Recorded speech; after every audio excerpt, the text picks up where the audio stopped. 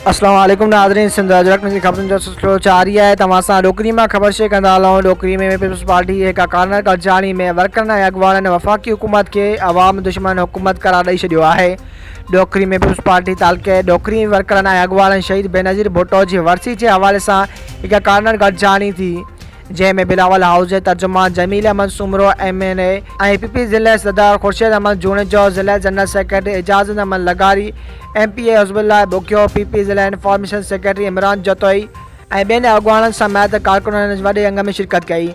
उन मौक़े ते गॾिजाणी खे ख़िताब कंदे अॻुवाननि चयो त इमरान ख़ान नाकाम पॉलिसियुनि सबबि गुरबत में वाध आई आहे ऐं हीअ हुकूमत जारी रही त अवाम गुरबत जे अहिड़े दॿे में फासी पवंदो जितां निकिरणु मुश्किल थी पवंदो। अॻुवाननि चयो त PP chairman Bilawal Bhutto Zardari PTM जे प्लेटफॉर्म तां अवाम जे बका जे जंग विड़ी रहियो आहे, जंहिं करे अवाम हुन जो साथ ॾेई त जीअं पाकिस्तान खे मज़बूत कयो वञे।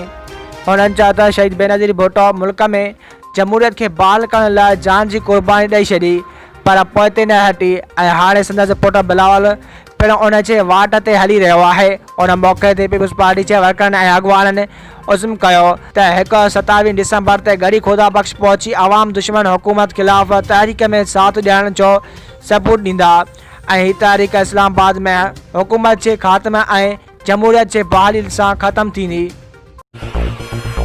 वधीक ख़बरूं ॾिसण लाइ विज़िट कंदा असांजी वेबसाइट www.sindhajraknews.com।